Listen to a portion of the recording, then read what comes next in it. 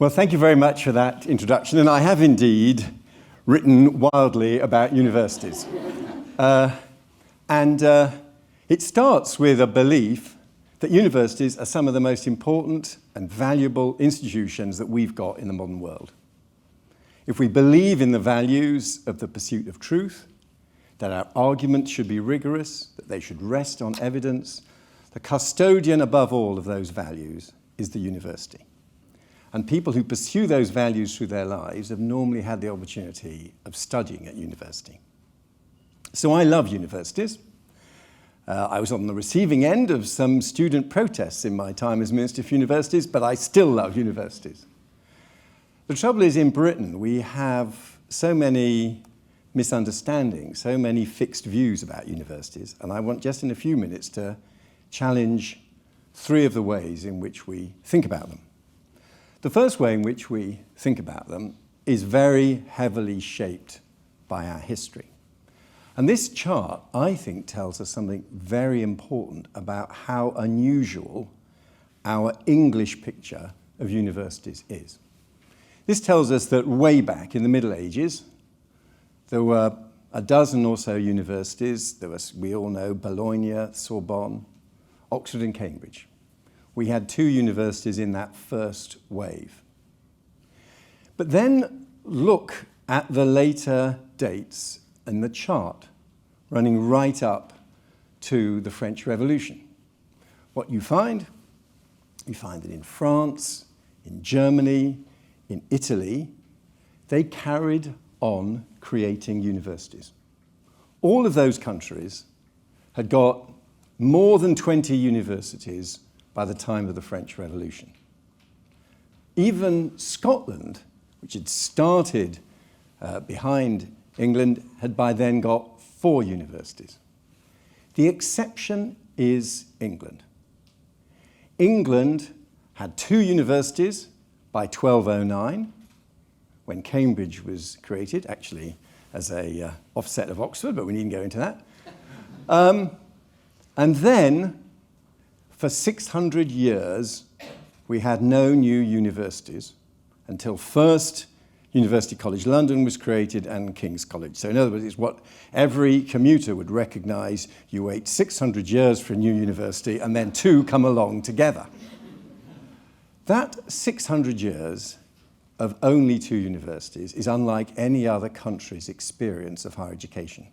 And I think it's shaped our picture of universities to this day.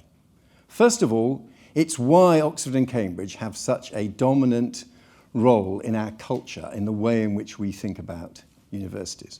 Indeed, the only reason that no other universities were created is Oxford and Cambridge used their power to suppress the creation of other universities. Only a few years back, the University of Northampton celebrated its 10th anniversary as a university and the 750th anniversary of its suppression by Oxford when it first tried to create a university. So Oxford and Cambridge used duopoly power to stop the creation of other universities. It also means that whereas on the continent you were very likely to have a local university, all the main cities had universities, so universities were linked to a local area, and increasingly they developed systems where when you'd passed your school leaving exam, if you got above a certain mark, you were entitled to go to university. In England, uniquely, the only way to go to university was to go away from home to 2 national institutions which reserved the absolute right to choose who to admit, with nobody with any right to go.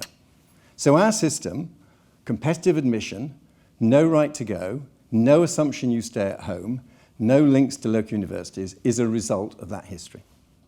And to this day, we have a picture of the good university, Oxford and Cambridge, which are fantastic institutions. We can be very proud of them. They do excellent research. But those other universities that came along later are all too often dismissed as bad universities, when often it just means they have different missions developed in the past 100 years, including serving their local city or community.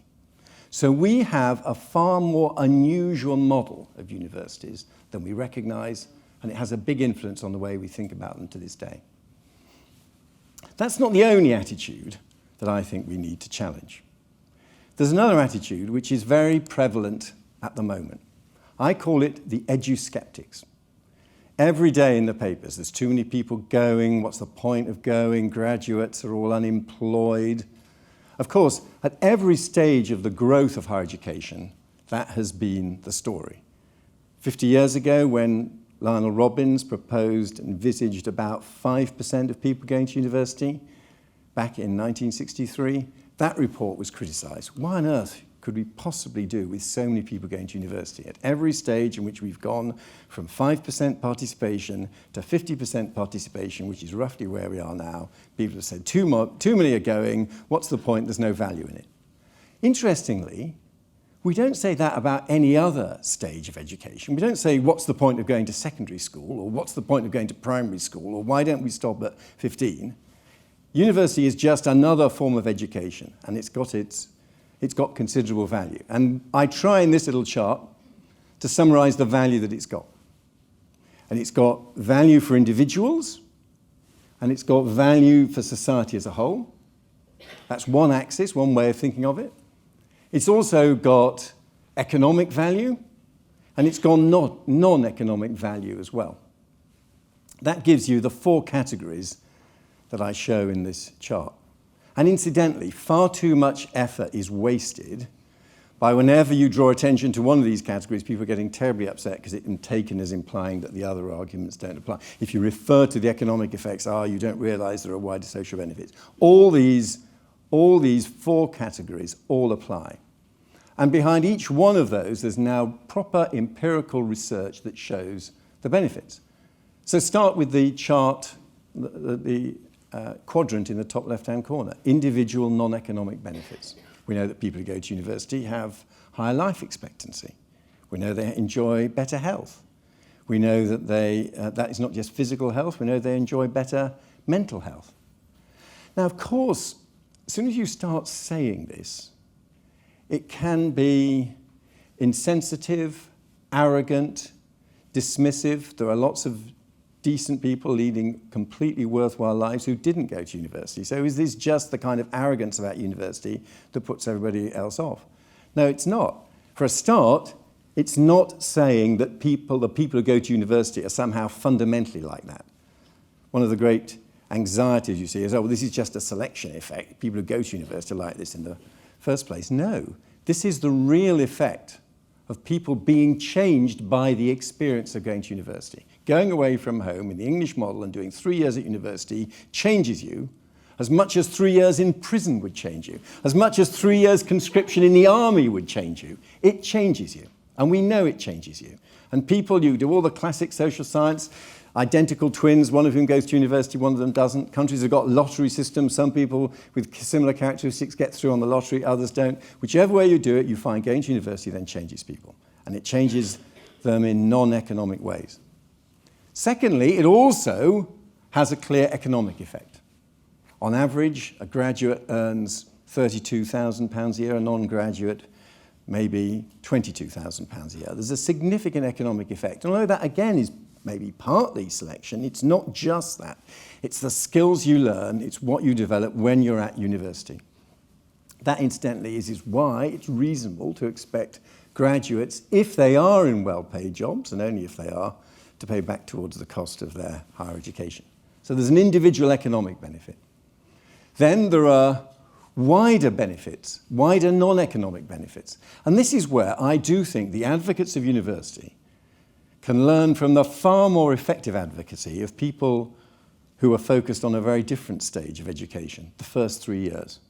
Think of what we are told all the time about the value of the first 3 years, that belief that somehow it's when our brain is particularly plastic and can be moulded and then take shape. There's no evidence that the first 3 years that the brain is any more plastic than in other stages. I argue in my book that actually the 3 years at university can change us as much as any other stage of education. And that includes wider effects which have benefits to society. One of them arguments for early years is lower rates of incarceration of people who've participated in early years programs. A fantastic social benefit. Exactly the same effect you find amongst people who go to university, lower rates of incarceration afterwards. And then finally, there are the wider economic benefits. For many of our cities, especially outside the southeast, the university is now the greatest asset that they have got. One of our great advantages is we now have universities spread and distributed evenly across the country. They're really important for regional economies. They're the biggest export industry in many of these towns and cities because of the overseas students who pay to come and study at university and then go back home. So our universities are incredibly valuable, and the evidence shows the effects they have, both on individuals and on wider society. So that's the second way I'd like to change attitudes. I think universities have had quite enough of a kicking. I think it's about time we celebrated some of the things that they achieve. There's a third and final picture of university that I want to share with you. This is an image from Bologna in the 13th century. It's actually not completely unlike what is happening here today. So this tells us that some forms of communication and education have remained remarkably fixed. Interestingly, this is one example of what we think of as the modern role of university, in that the lecturer is Henry of Germany. This is an international institution taking lecturers and students from across Europe. Indeed, one theory is that the first use of the word nation to identify groups of people who come from a common area is the different nations that were represented at Bologna and other medieval universities. But this is a picture of education. And what we're going to see in the next few years is this is finally going to change radically because of the digital revolution.